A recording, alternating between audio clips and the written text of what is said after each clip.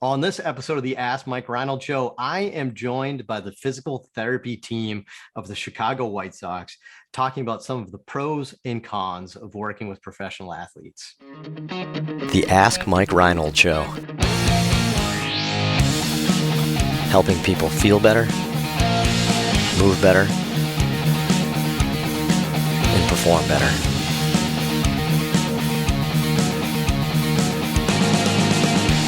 Before we get to the podcast, I wanted to make sure you knew about my free online course on the Introduction to Performance Therapy and Training. If you want to learn how to get started optimizing and enhancing performance, this is the course for you. Head to mikereinold.com/performance to sign up today. Hey, welcome back, everyone. Thanks so much for joining us on this really special podcast episode.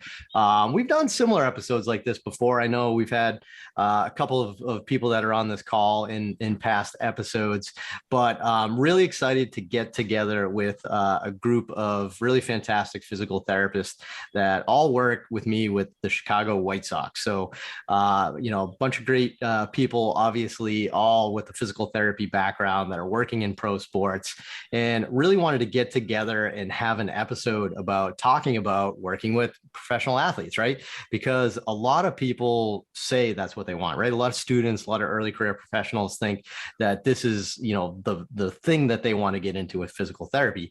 And I think, as we'll learn tonight, as we go through the podcast a little bit, I think we all agree, right? That's why we're doing it. We have a blast working with pro athletes. But I think sometimes, though, having a good understanding of maybe some of the pros and the cons of working with pro athletes, just so you have like a realistic expectation of what it's like in this setting, I think would be really cool to kind of go over. So want to introduce everybody to everybody on this podcast episode. First, we have Brett Walker. Maybe we give a quick wave, Brett. How's it going, guys? Brett is the director of physical therapy rehabilitation with us, the Chicago White Sox up in Chicago. We have Brooks Klein. He's our rehab coordinator in I've almost said Phoenix, but I guess Glendale, right? We're supposed to say Glendale, Arizona, working with us there. Then we have Katie Stone and Evan Jurjevic, both down in Phoenix, working with Brooks at our minor league baseball complex. So great group. I mean, heck, just seeing this phone call or this podcast or Zoom, whatever it is really cool, right? I mean, there's 5 of us here. We're all working as physical therapists in one organization. I think that's pretty neat, huh? Good stuff, right? For sure. So, we've come a long way. Yeah, right. Remember when you were the first one, Brett, and you kind of like had a half job, like a part-time job, and look at how much we've grown. Yep. Yeah. It's been fun to watch.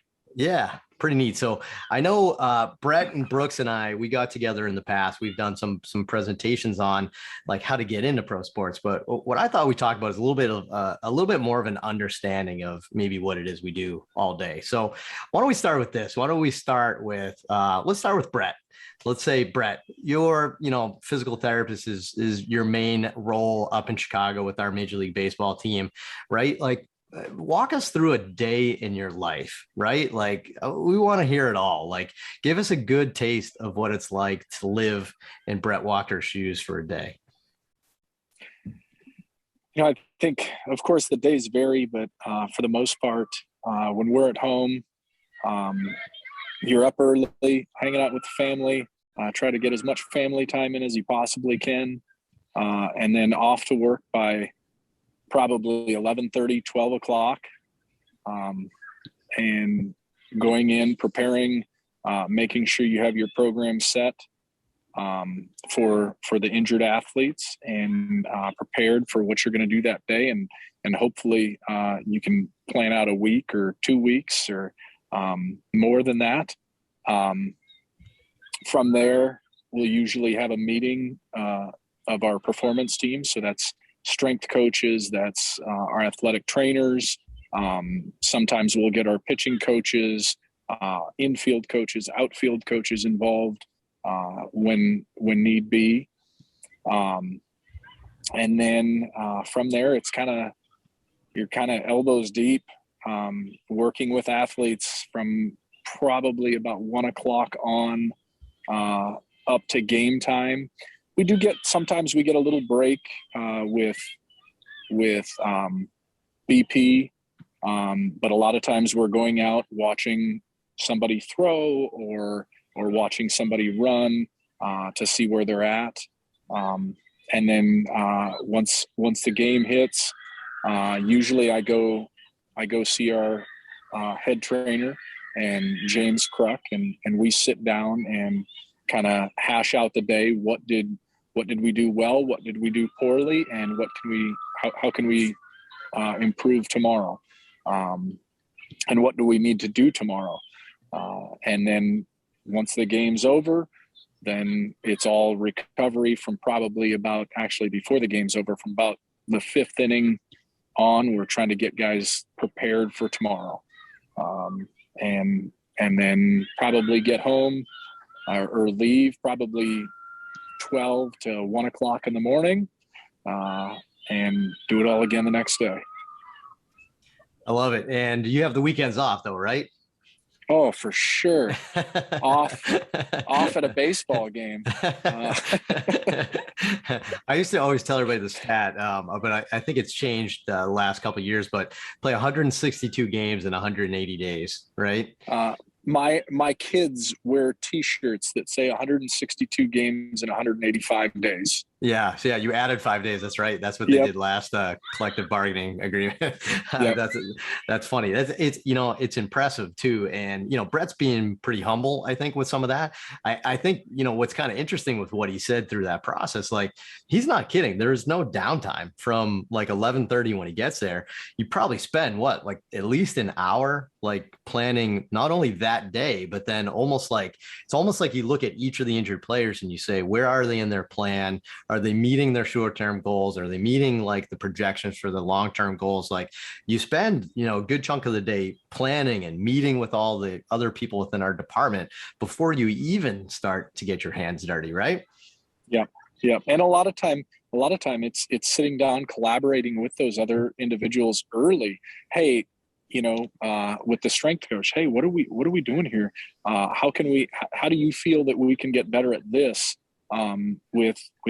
With James, our head trainer, and Josh, our assistant, hey, we need to get these guys outside. We need, this is their throwing program. How can we accomplish this today? Who's going to take that? It is definitely a balancing act. Yeah. And I think the other thing too, that you probably just take it for granted. Like I'm almost taking it as you're being humble about it, but you probably take it for granted that you spend the entire afternoon. So probably a good 5-hour block of time where you have a certain amount of players that, you have to work on their programs for their rehab for that day. Right. But then at any moment in time, right, just any other athlete can just walk in and ask for something, right? So how do you manage that? Like how do you deal with like just being on call and just sitting there in the training room all day, just like waiting for people? I would say that's probably the biggest challenge, not having, hey, I have a patient coming in every 30 minutes or every 45 minutes or hour, whatever the case may be. Knowing that we could honestly just go out to BP and everything looked great, and we're thinking, hey, we got this, and a guy blows out his elbow at BP or whatever, his back tightens up and he's down for 3 weeks. It can happen so quickly, and it just changes your entire outlook on the day. And frankly, what you're doing, if we have an acute injury, a lot of times, I'm not going to do what I'd planned. I'm going to have somebody else do it. So somebody else is going to help me out and just kind of take over. And then we'll kind of run that evaluation for that other person to see, hey, what do we need to do? Yeah, it's crazy how you put all that together and you manage it, right? And I think that's one of the things that really, makes Brett special is that he's, I think the best way to describe Brett over the course of a day, I've got to work with him quite a bit now, is that he's like cool as a cucumber throughout the whole day, right? He's just like same even keel, like somebody could have just had an epic injury, or we could be having the best day ever with no injuries, and you can't tell, right? We're there, we're ready, we're upbeat, we're there to help the guys get out on the field tonight and succeed. So So, it's crazy, like thinking of it that way, but lots of good stuff. So obviously it's really cool, right? That you get to run out on a professional baseball field, like some of the best manicured grass, Camden Yards and Wrigley on the road and stuff like that, right? You get to do your agility and your running and your return to sport progressions there. But heck, there's, those are long days, right? And I love how you started it with you spend the morning with your family, right? I think that's huge, right? What do you do when you're on the road in the morning? That's my time. So not even anyone here gets to learn. I like that. No, that's no, like honestly, like that is the road is really my time. I'm going to like I like to work out. I think you know that. But when I'm at home, it's family. Like my morning is devoted to my family. From the time my kids wake up to the time I leave. But on the road, when I wake up at 6 or 7 o'clock in the morning, I am going to get as hard a workout as I possibly can on that day so that I can try to hurt myself.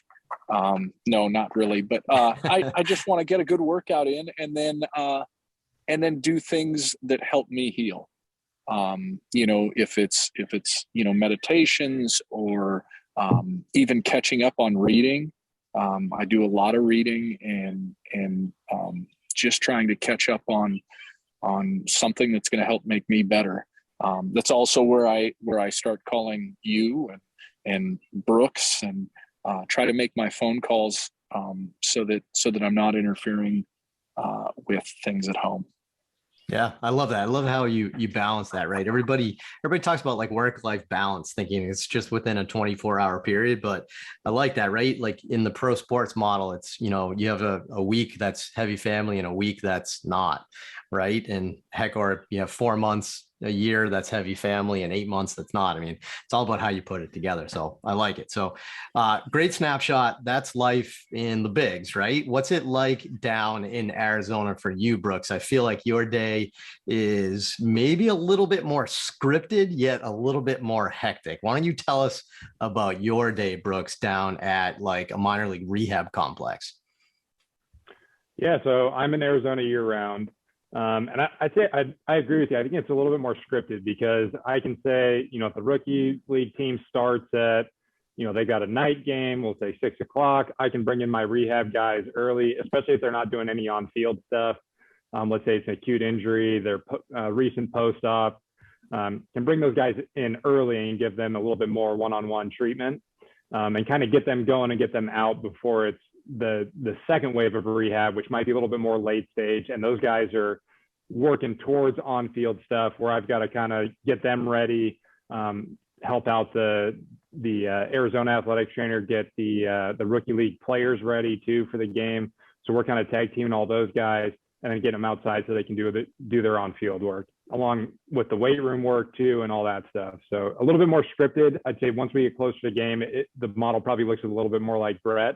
But definitely scripted a little bit more early on. And how does that evolve for you over the year, right? Because like Brett's on the road, he's in Chicago sometimes, like, he has an off season, right? Like what's it like for you throughout the year with your rehab? Yeah, definitely. So that'll look a little bit different. Spring training is a ton of players, right? So that's everybody in the organization. We're all hands on deck and everybody's going. When we're on the minor league side, much harder to script out a day. It's kind of, as we get guys, we're getting them through and getting them out on the field. We've got, let's say we've got 6 tables and 6 medical staff. You've got your table in the morning and guys are coming through for a pre-throw stretch. They're getting outside, a rehab guy's coming through, and then they're heading over to the weight room for the rest of their workout. So spring training is all hands on deck, everybody working together, getting the healthy guys out, getting the rehab guys going. So a little bit busier then, and that day is going to start early too. Then we move into more of the in-season stuff. That's more kind of what I described earlier with, I can script out a day with the rehab guys where the guys are a little bit early on in their rehab. They can come in early, get some stuff done, a little bit more one-on-one. And then the late stage guys later on towards game time. Then off season, it really just depends. It depends how many injuries we have, how many rehabs we have here. and kind of just the state of baseball in general. Right now there's a lockout, so obviously it's going to be a little bit different this year on who we can talk to, who we can bring in versus a normal off season. I can't say I've seen a normal off season yet, so it's hard to tell with COVID and the lockout. So learning as we go. I think that's well said, Brooks. Yeah. So, I mean, I think you can see a little bit of difference between, like I think there's a lot of pros of being like the rehab coordinator and the physical therapist, like Katie and Evan, like based in one location where the players come to you. Right. That's pretty neat, where Brett's almost like traveling around with the team at times. That has its own like pluses and minuses, right? There's a lot of negatives that I can think of that come to it, but it's still pretty cool to get to see, all those nice cities. Although AL Central is probably not the most fun of road trips, but there's some nice places that you go to, right? But all right, let's hear a little bit from Katie and Evan. I think you guys are both like newer physical therapists within the professional sports realm. Both starting heck in the last 4 or 5 months or so. What do you guys think? What are some of the things that really stood out to you about things that you're like, gosh, I love this part of my job working with pro athletes? Like maybe you were expecting it, maybe you weren't, but like what's really standing out to you? Let's hear from Katie first.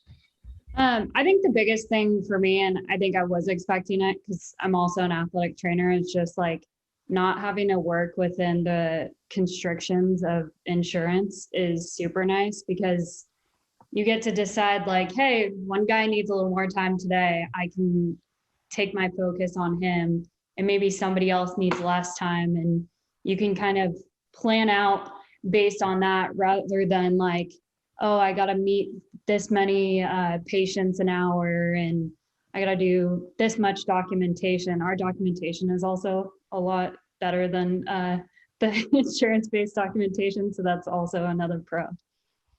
I think that's funny you brought those up as like some of the pros, because like I think like if somebody like Brett probably you've been doing this for so long, right, that you almost like take it for granted that like you can rehab a guy for 2 hours if you need to one day, and that's not physically possible if you need to get that table cleared out in 45 minutes for the next person to come in on the schedule. So good stuff, Katie. I agree with that completely.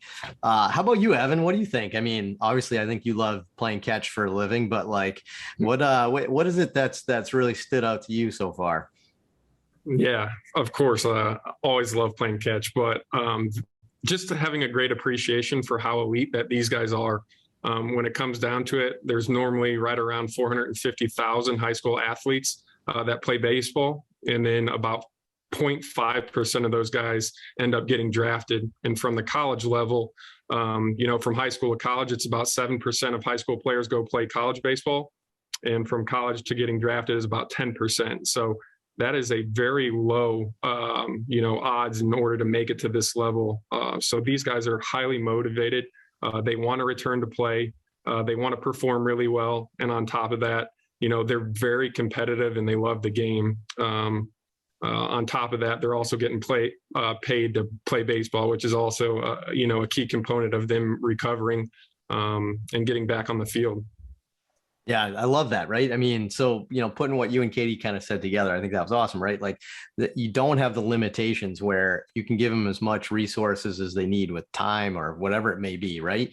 But also like kind of using like kind of a little bit what I got from what you said, Evan, is you get to see this person throughout that rehab process, right? Like you get to see them go from some of the basics, right? From early injury or post-op all the way to some advanced level stuff. You get to see them through this to get to that late stage return to sport phase, and you're involved in every second of that, right? That is so cool, right? Versus imagine like running out of visits or like the patient just stops coming or something. Like these are the things that like we don't have to deal with as much like in the pro world. So I think that's good. So let me throw it back to maybe Brett and Brooks, because you guys have a little bit more experience with this, but what surprised you? Let's flip it a little bit and say what surprised you most about what isn't so amazing about working with pro athletes? What are the things that you think are some of the negatives that maybe you didn't consider before you got into this position? Maybe Brett, you start with some of those, because you probably have some of the bigger headaches than all of us combined. So I think when someone's paying you to come to therapy, that has a big impact on how they feel about what you're doing, and how their willingness to do it, say at home or something like that. I don't know, like just thinking about when I was practicing, these people are paying with insurance or whatever a lot of money to come see me, and so they are very invested in what they're doing. When it comes to professional athletes, like, it's not that they aren't invested, because they are fully invested, but they're getting information from everywhere. And sometimes because I work for a team or something like that, it's if they're paying somebody to do the same thing that I am, or to do something similar, of course that's a challenge. And the other thing that it really gave me some realization, like the big one, I would say, is, when you talk about the looking at research and experience, that third factor that you really have to allow is your patient goals. And with these athletes, they have things that they have experienced in the past, because they've had a lot of treatment normally, whether that be college, high school, because they were elite. They have expectations, and sometimes you have to meet those expectations and then adjust from there. Make adjustments, maybe not when you want to, but when you can and they are willing to accept those adjustments. If that makes sense. I'm reaching there. no, that's good. I mean, it was deep, but that was great. I mean, I think that's people don't, I don't think people consider stuff like that enough, right? Like, I think that's a big component of what makes these athletes tick, is their expectations and where they are. And yeah, I definitely see that. So, Brooks, what about you, man? What do you, what are some of the things that surprised you that that maybe aren't so awesome? Like, what would you tell that student that's just dying to get into baseball, but doesn't, or pro sports in general, but maybe doesn't realize everything? What would you tell them? Yeah, I don't know if I'd call it surprising, because I expected it when I was coming in, but it's definitely a big time commitment. Coming here, I'm working at least 6 days a week in season. If not, it might be a month straight before a day off, and that's generally probably more than Brett's going to get there too, because I mean they're going all season. So it's a huge time commitment, and generally for me, I'm going to be here from like Brett's saying, you kind of have your time where I'm probably going to come here early, try to work out a little bit, get any extra work I have to do done, which is, planning for players, planning for just overall maybe organization programs, stuff like that. And then, Brett didn't mention it, but as soon as he's got a free second, we're on a phone call once a week talking about if we have any big league rehabs down here. We're catching up on those guys to make sure we're on the same page, update their plan, go over their exercises. So there's always something going on. It's the off season now, and I've been here since early this morning.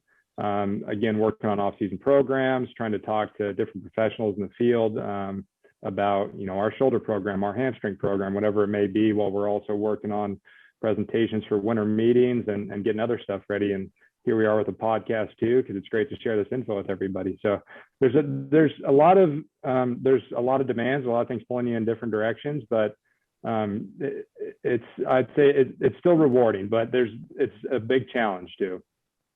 Yeah, I love it. And Katie, Evan, I want to hear from you guys too. Like, so far, like, what are some of the things that, let's say surprised you in either direction, something that you thought was really awesome, or maybe something you weren't quite expecting that, maybe is a con of the job? Yeah, you can go first, Katie. Don't be shy. Okay.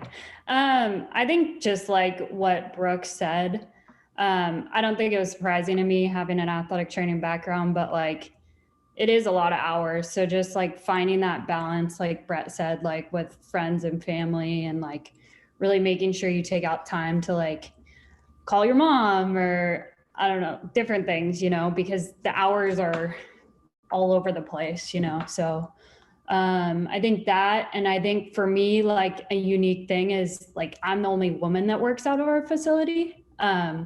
So I think that there are unique like challenges that come with that, just being a woman in a male dominated field. Obviously I got great coworkers, but there are just like unique things, but it's pretty cool because there's a pretty great group of women just all throughout baseball that our education coordinator has kind of connected me with. So I've gotten to connect with women from different organizations and stuff. So that's been really interesting, just hearing their stories and like people that have been in the game for a few years or so. Yeah, that's awesome to hear. I'm glad you connected with that because, like you said, it's a different environment, right? So, having a group of people that you can connect with to, share experiences, learn from each other is awesome.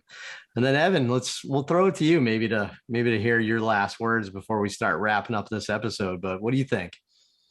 Yeah, I think just from a rehab standpoint, working with a guy, and then later in the evening, they're going to play a game. Once they're able to return to play and watching them actually perform in a game, again, is a pretty cool thing overall. Along with guys that are doing shoulder program, all the pitchers coming and do shoulder program.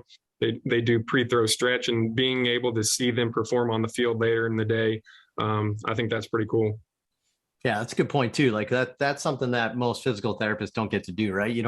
Your job doesn't entail rehabbing them and them also watching them compete, which is a pretty neat thing to do. So I like it. I think I'd just like share maybe like from my perspective a little bit, like Brett started to hit on this a little bit here too, but like, working with pro athletes in the private sector versus like working for a team, I think is a lot different too. And I've been fortunate to do both and even do both at the same time somehow. So it's cool to see that, but it amazes me where I wear two hats, where I could literally be like on a Wednesday, I can be at Champion, I can be there, and people are coming there to see me for my opinion, right?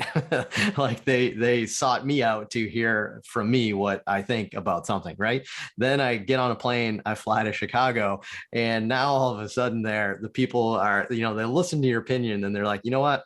I'm going to check with my agent and get back to you because I have some medical people back home I want to run that by. And it's different. It's a different experience, right? Where when you're working within the private sector, everybody there wants to be there. Right. And it's funny, it's a bell curve, and I don't know the exact percentages. I don't know if this is accurate, but 20% of the people want to be there in pro baseball. They want to work their tail off in the gym. They'll do anything you say in the training room and to get ready for the games or when they're rehabbing. It's great. 20% of the people will just be non-compliant, don't want to be there, just don't want to be there. They're got lucky that they were good at this sport and, didn't have to work hard to get to this point. They got lucky. And then everybody else is in the middle. You have to try to like win them over, and get good relationships and good days, bad days, right? But in the private sector, right? Like everybody just comes to see you. So you have these like rose-colored glasses where you think everything's like, always perfect. But, when you work day to day with the team, it's different. Like one of the big things I got out of this talk, just listen to all you guys, is how collaborative not only you are all together, but with so many different disciplines. And then outside of the health world, like coaches, front office members, agents, right? Like all these different things that you have to work with and be accountable for, right? So sure, you don't have insurances, but you have Scott Boris. I mean, that might be worse. I think I might rather deal with Blue Cross. So sorry, I don't think Scott listens to this podcast, so should be pretty good. But it's it's a different vibe. So so awesome. Thanks so much, you guys. I mean, we just literally spent the whole episode talking about how busy you guys are. So thanks so much for taking time to share your experiences. Like, I think it's super important that somebody that's interested in getting pro sports gets to hear some of the pros and the cons, right? There's tons of pros, right? That's why we all do it. But, there are some things that, make it maybe not the perfect job for everybody. So hopefully you learned a little bit from us. Hopefully this was a great experience. Thanks so much, Brett, Brooks, Katie, Evan. Really appreciate it. If you have any more questions like that, please head to MikeReinold.com, click on that podcast link, and you can fill out the form to ask us more questions. We will get to you in a future episode. Thank you so much. Have a good night.